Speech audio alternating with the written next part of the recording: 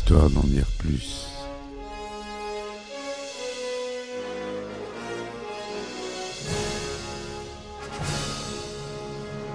Eh ben attendez, on est en France. Allez, cul sec. Hop.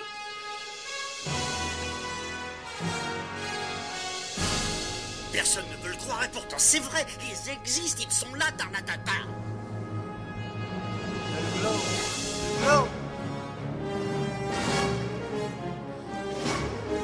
Il faut qu'on pète.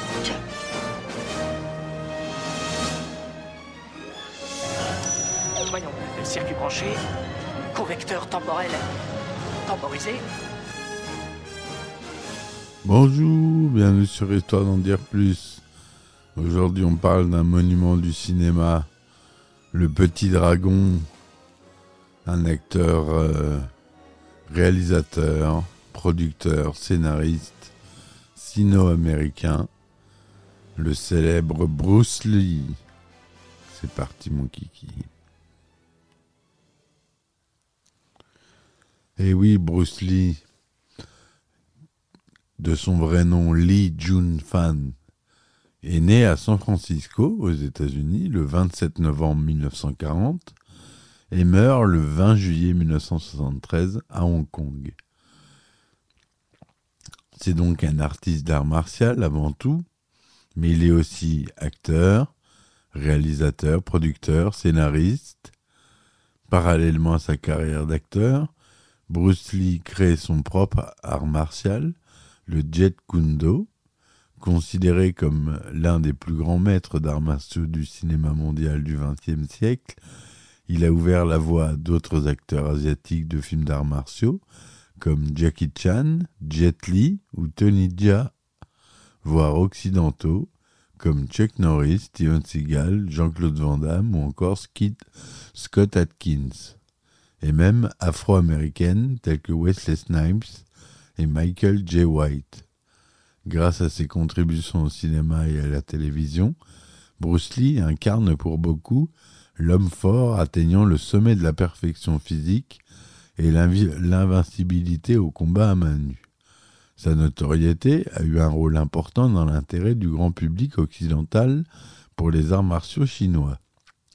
Sa mort prématurée, à l'âge de 32 ans, a contribué à le faire entrer dans la légende du cinéma et des arts martiaux, et à Hong Kong, donna naissance à toute une mode de films essayant de se vendre comme des films de Bruce Lee, la fameuse Bruce Exploitation.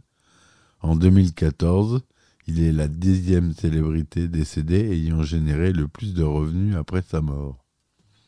Et oui, et on continue à faire de l'argent sur Bruce Lee. Donc, né Lee Jun-fan, son prénom Bruce lui aurait été donné par une infirmière ou un médecin de l'hôpital chinois de San Francisco, où il est né, lors de l'année du dragon, alors que son père, Lee Hoi-chen, une star de l'opéra chinois, est en tournée en Californie. Sa mère, Grace Ho, avec des origines chinoises et germaniques, est la demi-nièce de Sir Robert Otung, homme d'affaires et philanthrope de Hong Kong. Bruce Lee, Lee avec un I selon l'orthographe pinyin, officielle pour le mandarin, Lee étant en Jiu-Ping pour le cantonais, est élevé à Hong Kong, auprès de ses deux frères, Peter et Robert, nés en 1948, ainsi que ses deux sœurs, Agnès et Phoebe. Lee Hoi-chen, né dans le district de Chunde, Guangdong, était comédien. Vedette de l'opéra de Canton, ce qui permet à Bruce d'apparaître dans plusieurs films asiatiques durant son enfance. C'est à l'âge de 13 ans, vers 1953 ou 1954, après avoir été initié au Tai Chi Chuan, que Bruce Lee commence à étudier un art martial chinois, le fameux Wing Chun, dans la célèbre école du maître Yip Man, auprès de Wong Chun Leung. Pour valider sa nationalité américaine et parce que sa mère veut l'éloigner des gangs de rue chinois, où son fils se bat régulièrement, Bruce Lee est envoyé à 19 ans aux États-Unis, où il entre à l'Edison Technical School de Seattle. Par la suite, il entame des études de théâtre à l'Université de Washington. C'est là qu'il rencontre sa future femme, Linda Emery, une jeune étudiante, en lui donnant des cours de kung-fu. Il se marie à Oakland, en Californie, le 17 août 1964, et le couple aura 2 enfants, Brandon, né en 65 et qui décédera, on l'a vu, en 93 sur le tournage du film The Crow, et Shannon, né en 1969. C'est à cette époque que Bruce Lee commence à enseigner sérieusement les arts martiaux en ouvrant une école. Il enseigne à tous ceux qui veulent apprendre son style de kung-fu, qu'il appelle le Jung Fan Kung Fu, basé essentiellement sur le Wing Chun. D'après le témoignage de sa femme, cet enseignement est mal perçu par les autres écoles d'arts martiaux, qui jugent que le kung-fu ne doit pas être enseigné qu'à des Chinois. Selon elle, c'est pour cette raison que Bruce Lee a dû relever un défi, combattre le maître Wong Jackman. S'il perdait, il devrait fermer son école. Selon plusieurs sources controversées, Bruce Lee remporte le duel. Toutefois, le maître Wong Jackman se plaignit que Bruce Lee, en l'absence d'arbitrage, s'était battu de manière non sportive et proposait cette fois un combat public. Bruce Lee ne donna pas suite.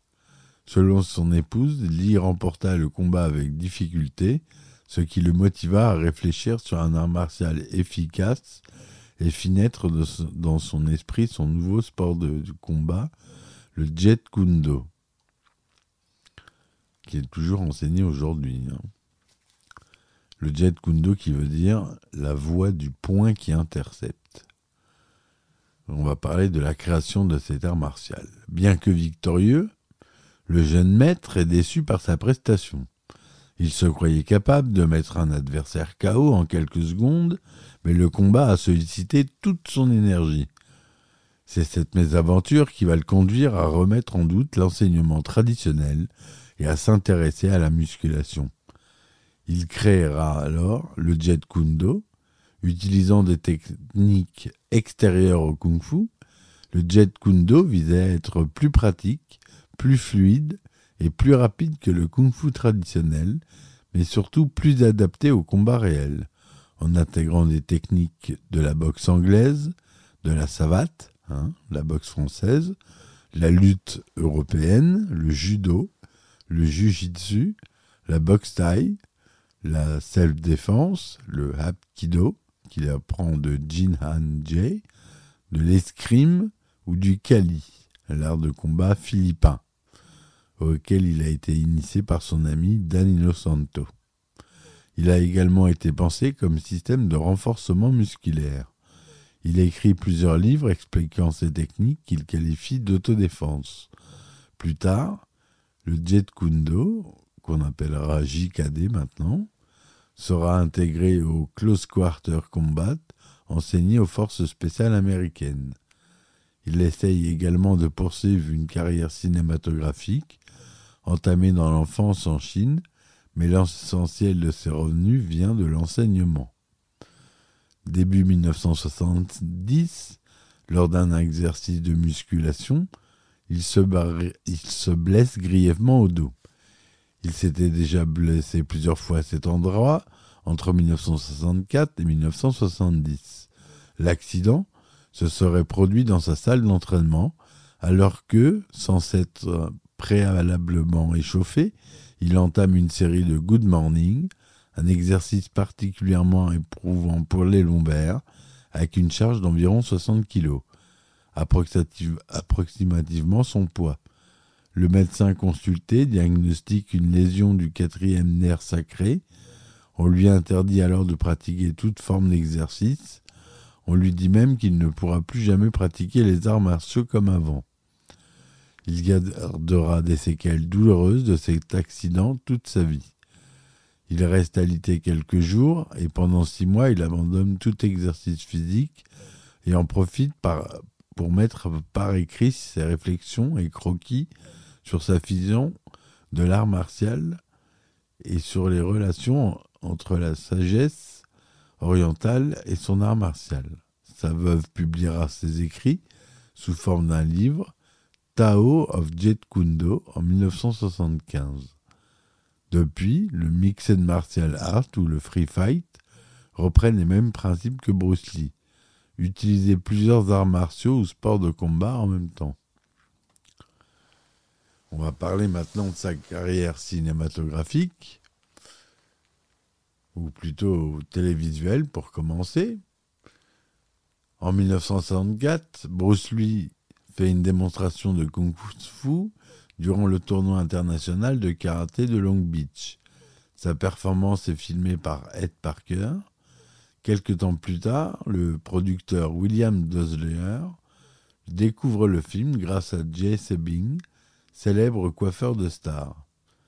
Début 1965, il est contacté pour passer le casting d'un projet qui ne se fera finalement jamais. Mais il obtient quand même un rôle, celui de Kato, dans la série télévisée Le Frelon Vert, The Green Hornet.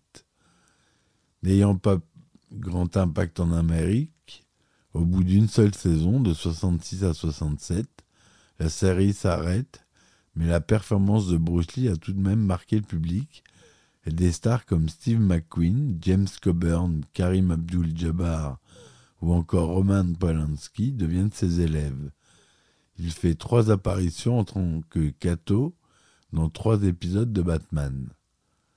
Par la suite, le cinéma américain, acceptant mal les acteurs non blancs, sa carrière stagne rapidement. Il est cantonné à de petits rôles secondaires, L'Homme de Fer en 67, Blondie en 69, Sans fil à marier en 69, La valse des truands, et parfois juste chorégraphe des combats. Pour Matt Helm, Règle son compte et La pluie de printemps. Le coup le plus difficile à encaisser, c'est d'être écarté de la série The Warrior, rebaptisé plus tard Kung Fu, alors qu'il en avait écrit le synopsis, le rôle principal étant donné à David Carradine, un acteur qui connaît très peu les arts martiaux. En 1970, il subit une grave blessure au dos, provoquée par une surcharge de poids à l'entraînement. Il reste immobile durant plus de 6 mois, passant beaucoup de temps à peaufiner sa théorie et sa philosophie des arts martiaux. Après beaucoup d'efforts, il finit par se rétablir. Le risque de se trouver quasiment handicapé faisait partie du pronostic médical. Mais il gardera tout de même jusqu'à la fin de sa vie des douleurs régulières au dos. Pendant ce temps-là, du côté de l'Asie, la série Le Frelon Vert, rebaptisée The Kato Show, est un succès et le producteur Raymond Chow du studio Golden Harvest le démarche pour qu'il vienne tourner à Hong Kong par l'intermédiaire de l'actrice Liu Lianghua, épouse du réalisateur de la Golden Harvest Lo Wei, qui se rend à Los Angeles pour le rencontrer. En 1971, la carrière de Bruce Lee commence vraiment avec le film Big Boss, qui raconte les malheurs et la vengeance d'immigrés chinois en Thaïlande, ayant découvert le trafic de drogue dont est coupable leur employeur. L'acteur avait auparavant refusé une proposition de la Shaw Brothers pour se tourner vers la plus modeste Golden Harvest. Toutefois, le climat de tournage est difficile pour Bruce Lee en raison d'incompatibilité d'humeur avec le réalisateur Lo Wei, et seul le succès du film lui fera poursuivre sa carrière hongkongaise. La même année, il fera un retour rapide en Amérique pour tourner dans la série Long Street, où il joue le rôle d'un instructeur d'arts martiaux qui entraîne le détective aveugle Mike Longstreet, James Franciscus. En 1972, il tourne dans La Fureur de vaincre, le rôle d'un étudiant chinois qui revient à Shanghai pour venger la mort de son maître, le célèbre maître Guo, qui selon lui s'est fait assassiner par un traître. Ce film inspirera Fist of Legend de Jet Li. La même année, il tourne dans La Fureur du Dragon, premier film asiatique tourné en Europe, en Italie, où il joue le rôle de Tang Lung, un Hongkongais envoyé à Rome pour aider une famille d'une victime de racket. En 1972, dans le film Le Jeu de la mort, il interprète un champion d'arts martiaux qui doit affronter dans une pagode toute une série d'adversaires avec un style différent à chaque étage. Le dernier étant réservé au Jeet Kune Do pratiqué dans le film par son élève basketteur Karim Abdul-Jabbar. Bruce Lee interrompt le tournage pour se consacrer à la superproduction hollywoodienne de la Warner Bros. Opération Dragon, réalisée par Robert Klaus, dont j'ai fait le podcast hier ou avant-hier, qui fera de Lee une star internationale. Mais malheureusement, il ne verra jamais ce succès, car il meurt quelques semaines avant la sortie du film. 5 ans plus tard, Le Jeu de la mort reprend sans lui. Le scénario est alors modifié et raconte l'histoire de Billy Lo, un acteur célèbre qui se fait menacer de racket par la mafia chinoise. Le film est rafistolé de toutes les manières qui soient. Un acteur porte même dans un plan un masque en carton avec la photo de Bruce Lee. Des images des véritables funérailles de Bruce Lee sont utilisées pour les scènes de funérailles de Billy Lo.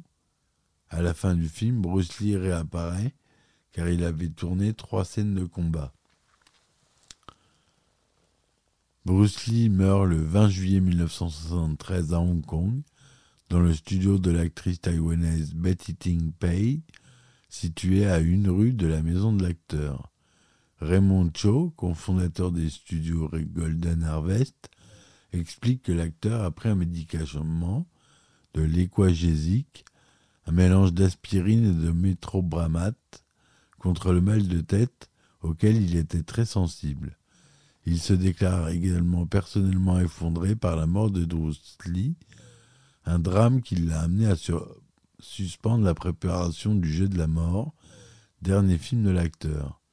D'après l'autopsie, la cause officielle de la mort est un œdème cérébral consécutif à une réaction allergique à un analgésique, un cas rare d'hypersensibilité à l'Equagesic. Les rumeurs qui suivent sa mort, amplifiées à la suite de la mort de son fils Brandon, dû à un pistolet chargé accidentellement, évoquent différentes causes et motifs. Mafia chinoise et collusion avec Raymond Cho, son producteur de l'époque, milieu des arts martiaux surnaturels, prise de cannabis. 2 mois avant sa mort, il avait déjà subi une crise d'épilepsie avec perte de connaissance. Les céphalées qui ont motivé sa prise d'analgésique étant souvent présentes avant la rupture d'anévrisme. Le médicament lui-même ne pourrait pas être incriminé par ailleurs. L'œdème cérébral est classiquement lié à ces accidents vasculaires cérébraux, un AVC. Selon une autre théorie, avancée par le légiste Michael Hunter, Bruce Lee serait mort des suites d'un abus de cortisone que l'acteur prenait depuis 1970 après s'être blessé au dos au cours d'une séance de musculation. Dans une interview, son ami Chuck Norris raconte qu'en 1968, Lee s'était blessé au dos après avoir soulevé des poids de musculation. Il s'est ensuivi 3 semaines d'hospitalisation.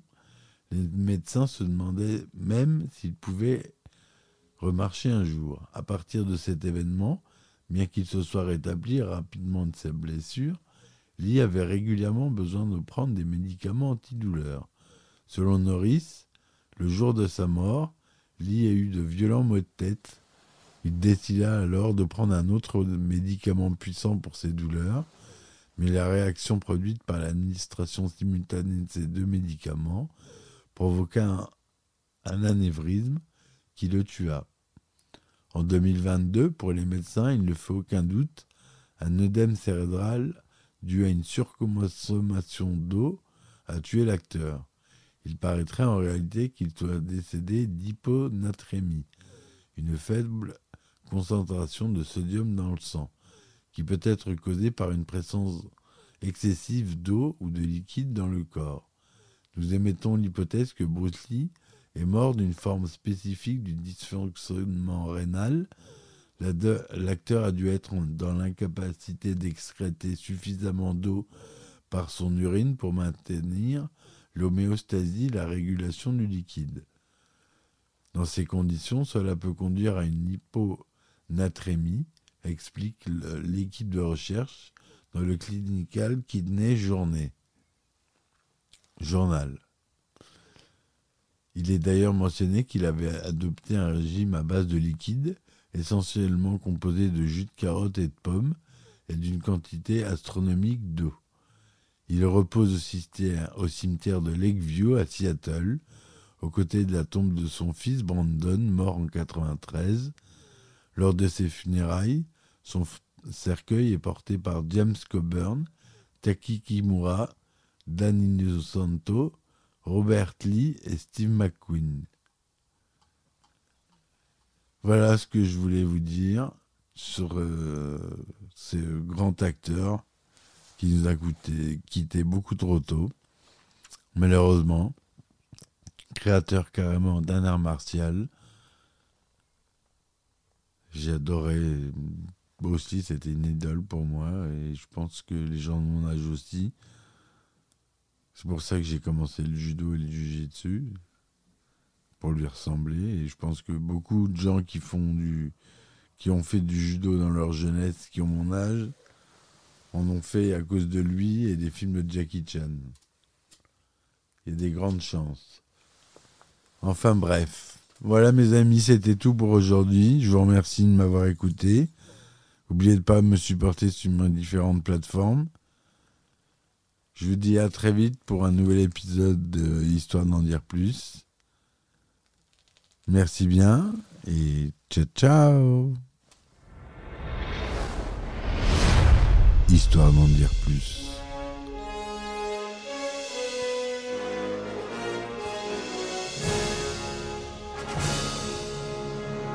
Eh ben attendez, on est en France. Allez, cul sec. Hop.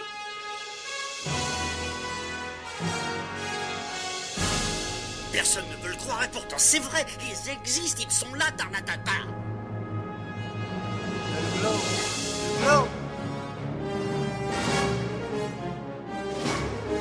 Il faut qu'on pète.